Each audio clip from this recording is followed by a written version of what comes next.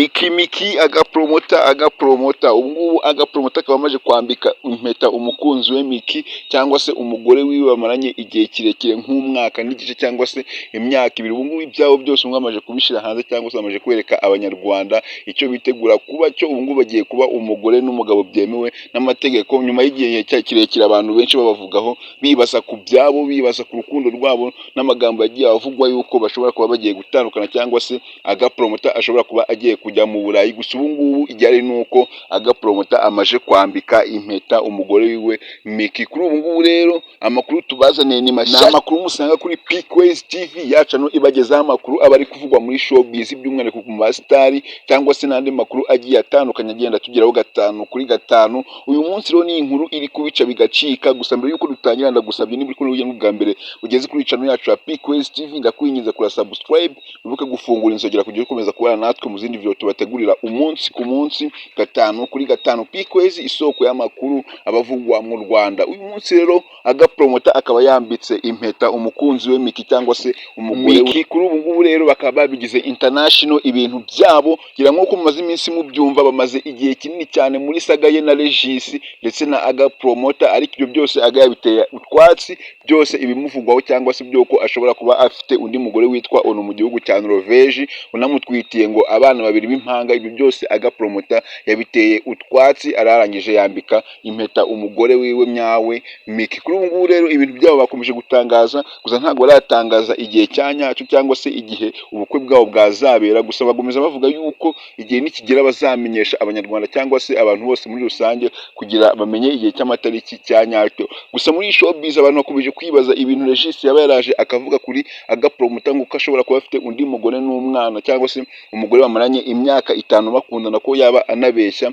Miki. Gusa nk'uko muheruka kubyumva bavuga ko Miki yari yagiye gukora iperereza akareba koko nimba kuko agapromota ibyo bamuvugaho ari ibyanyabyo cyangwa se ari ibibeshyo. Nyuma yaho rero ibi ngibyo Miki nimba nta kintu yigeze atangaza agaragaze koko nimba agapromota ari umwere cyangwa se nta mugore cyangwa se nta mugore unamutwitiye abana afite muri rusange. Gusa ibyo byose babirenzeho babyima amatwi. Ubu ngubu bagiye kwitegura kuba nk'umugore n'umugabo noneho byemewe nk'amategeko. Ngira ngo mwari mumaze iminsi mwumva ko cyangwa se muranabizi yuko abo bombi babanaga nk'umugore n'umugabo mu nzu, ariko bitemewe n'amategeko cyangwa se batarigeze baca imbere y'Imana. Kugeza ubu ngubu agapromota akaba agiye kubana na Miki. Miki afite umwana ariko ntago biratangazwa yuko agapromota yaba afite umwana nawe ku mpande. Bagiye kubana rero Miki asanzwe afite umwana ndetse n'umuntu witwa Aga azi ko Miki afite umwana. Urumva rero urukundo rwabo ni urukundo rwa nyarwo rushingiye ku kuri, rutashingiye ku bibeshyo nk'uko abantu bari bamaze iminsi babivuga ko Aga ashobora kuba ari gukina Miki, ari no kumubeshya cyangwa se yaramufiteho indi papasi.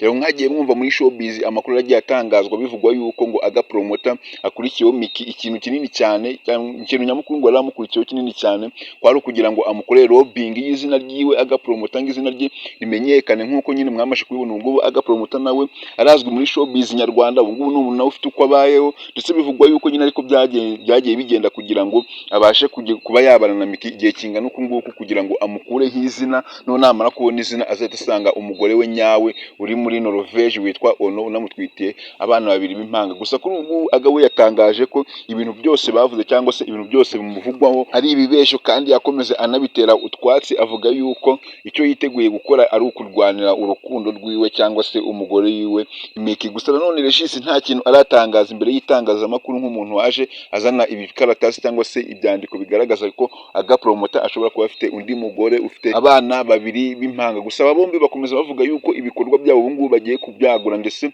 banafatikanyije nk'uko mwari musanzwe mubizi bakoranaga ibintu byinshi bigiye bitandukanye nk'amaseri n'ibintu byinshi bigiye bitandukanye. Bavuga ko ubu ngubu rero bagiye gutangira kuzamura amaporoje yabo bijyanye n'iterambere ry'urugo rwabo muri rusange, kuko ubu tuvugana ubu ngubu mu minsi mike bamaze no kugenda mu murenge gusezerana imbere y'amategeko kuko bamaze kubitangaza. Gusa guys, nimba uri kubona ngeze kuri channel yacu ya Peakwezi TV ndakunyuze kura subscribe, ufungure inzogera kugeza ukomeza kubana natwe mu zindi video tubategurira umunsi ku munsi gatanu kuri gatanu. Nkwibutsa ko ino channel ubwo ushobora gusangaho amakuru mashyashya mu Rwanda cyangwa se muri showbiz abavugwa mu basitari ayakugezaho ku gihe. Kiramani nawe nk'umuntu wabanye na Miki cyane cyangwa se wakoranye na Miki bagiye bakorana ibintu byinshi n'amaporoje agiye atandukanye, nawe yatangaje ko ibi bintu nawe abyishimiye kandi ataranabyiteze ko ibintu bya Aga na Miki byagenda gutya, kuko abantu benshi bari bazi ko ari saga ya danje. Gusa nimba turibaza, abantu bari kuguma bibaza bavuga ati ngo ese buriya iyi ntabwo ari prank abantu bari barateguye Miki na Aga na Regis buriya kugira ngo bagome bakina abanyarwanda cyangwa se kugira ngo babashe kubona ama views. Abantu benshi ariko bari kugenda bandika mu makomenti